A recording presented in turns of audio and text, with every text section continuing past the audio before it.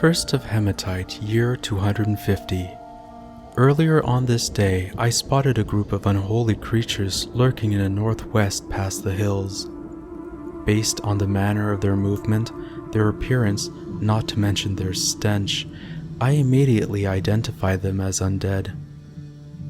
I am aware that the general area to the east is home to some necromancer towers, but I was under the impression that the human towns that litter the area would have troops enough to dispatch any such creatures long before they reached the hills below the mountains. Clearly, I was wrong. Urist tried to rationalize the sightings to us all by saying that they were nothing more than a small party and that it was unlikely that they had even noticed our temple at all.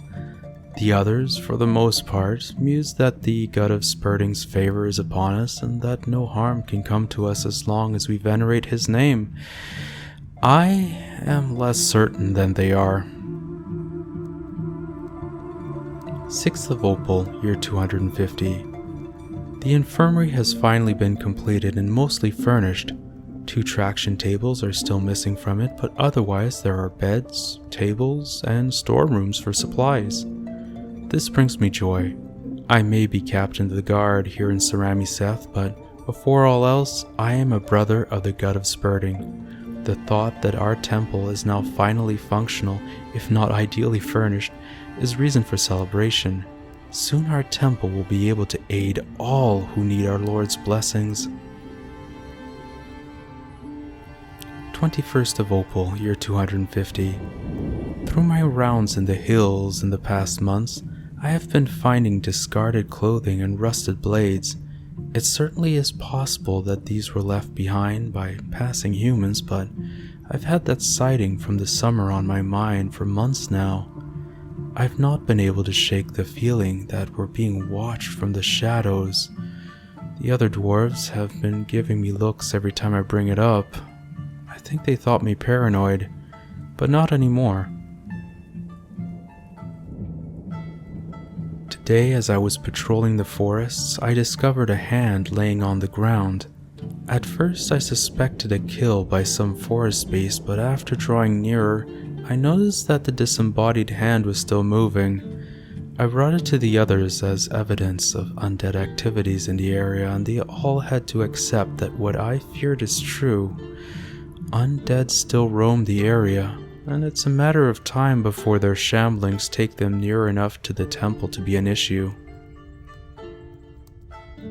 Though we are monks, and for, other than myself, none are trained with arms and armor, we have devised a plan. We will build walls and gates along the crossroads to help defend our home should the worst come to pass. The walls will be made of the same stone as the temple and pastureland fences and would link the two together. To the south, where there is nothing to link up to, we will erect the base of what could one day be used as libraries, office spaces, as well as meditation areas. For now, it's the stone walls that we need. Dwarves are not meant to be so out in the open, and I must admit, I miss the safety of our mountain halls. Of course, our mission remains to create a place for the sick and injured to regain their strength under the watchful gaze of our Lord, and for this reason, gates will remain open to the roads until we have need to lock them. If and likely when we do, our brothers will be able to lock the gates and keep the monsters out. As I write this, it occurs to me that undead creatures may be able to scale the walls that we are planning to erect or break down the gates we would close. Truthfully, we have no counter to this at this time. I've considered having stone weaponry and wooden shields made so that the others and I can make a stand, but other than myself and our woodcutter, I doubt anyone else might make much of a fight. We need a better answer that would keep my humble brothers in faith safely away from any potential fighting. Perhaps traps or crossbows might do the trick. 21st of Obsidian, year 250. Work on the walls have been progressing steadily. My weapons training has been suffering from it for the past month or two, but a solid defense is never a mistake. I keep having dreams, nightmares really. In the dreams we are not prepared for the undead coming back to our lands, and only I and Cattle, the woodcutter, have any training with military matters. The invading creatures make short work of us all, and the temple grows eternally quiet. I refuse to let this nightmare become a premonition. I know my fellows are healers before all else, but I must find a way to defend Saràmiseth. The crossbow idea would require time to build the bows, time to build the bolts, and more time for us all to train to use them. The traps are still a valid plan. It would reduce the chances we need to fight at all. I need to remember to ask Urist to add it to our to-do list this month. I've had one more idea, however. Over the past year, adventurers calling themselves monster hunters have been passing in the area, apparently attracted to the cavern system below our temple, as well as the promise of injury mending should they get scratched up.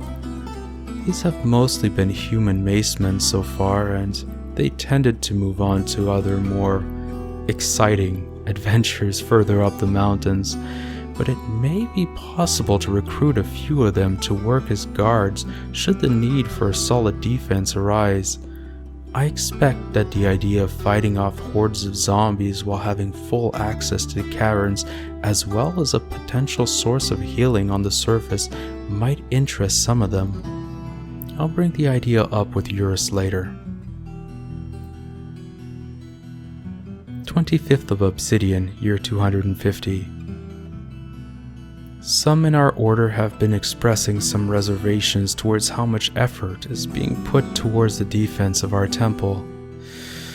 I understand their concerns. After all, we are monks and priests before anything else, yet we must prepare for fighting the undead. This said, the reminder that the spaces that we build for future towers will be able to be used for things like a library and perhaps more rooms for the ill and injured calmed most of my brothers and sisters' worries. The idea of recruiting some of the monster hunters that visit our caverns was met with more interest than I initially thought. I expected to get pushback on this, but it seems that having outsiders be the ones to train to fight was a welcome thought for most. Under this plan, I've approached and successfully recruited 2 of the visiting monster hunters to our defense. The current agreement is that they can have a room, eat and drink what we have on hand, use the temple grounds in any respectful manner that they choose, have full access to our healing talents should they have need of them, and have free reign of the caverns below during normal times. In return, we expect them to assist with the defense of Saràmiseth should the need arise. The first of our new recruits is a human named Sezkaz. He has extremely long brown hair that seems to be the fashion with human males. He dons male armor that is mostly bronze, but also makes use of an iron shirt and leggings. He is proficient with the use of shields and flails. The man has a fairly good sense of humor, often joking with the other recruit, and doesn't seem to take offense easily.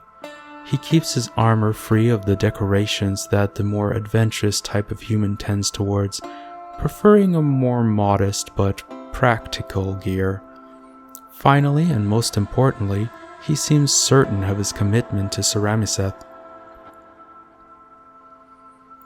The second recruit is a man by the name of Ahang, another human male with extremely long hair, though his is the color of pumpkin mixed in with gray. He has dark skin and fully bronze armor. He seems proficient with shields and maces. As for his personality, he seems to have an incredibly calm demeanor for a human. He's a bit gruff at times and could be considered rude by some. This said, this just seems to be the way he is. Kind, but not very nice.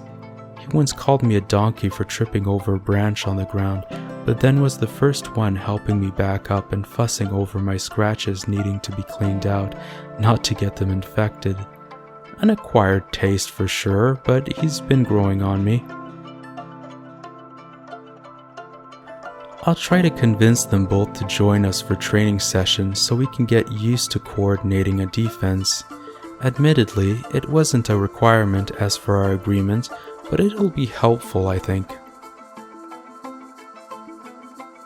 1st of Granite, year 251. They're here. At first there was just one of those undead creatures, a scout who rushed back after it was spotted in the woods. Then more came, at least 10 or so undead in the northwestern border of our lands. We barred the doors. Thank the gut we finished those already. 11th of Granite, year 251. They're still out there. We're incredibly lucky that they're so stupid. The undead creatures seem to have been stumped by the idea of a locked door. I'm not taking chances. We've started constructing traps. The monster hunters seem to be ready to fight if the need arises, but we're still all hoping that we don't have to fight. 20th of Granite, year 251.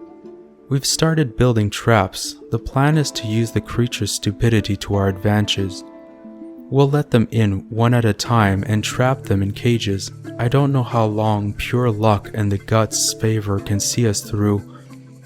The rest of this journal can't be read as it is stained with ink and blood. Side note: this book was found upon the remains of a dwarf. Multiple arrows were found lodged in its body. The body was found in the temple grounds outdoors. The body was found near a mace and shield, but without armor on it. It is assumed that this is Zuglar's body, half dressed for defense. The now ruins of Saràmiseth lay quiet. The area surrounding them are considered unsafe for dwarven caravans and travelers. Zuglar and Urist journals will be kept in the mountain home for safekeeping. Let this be a reminder to all dwarven kind that piety and goodwill alone will not protect us from the undead. Nom igen icast bom.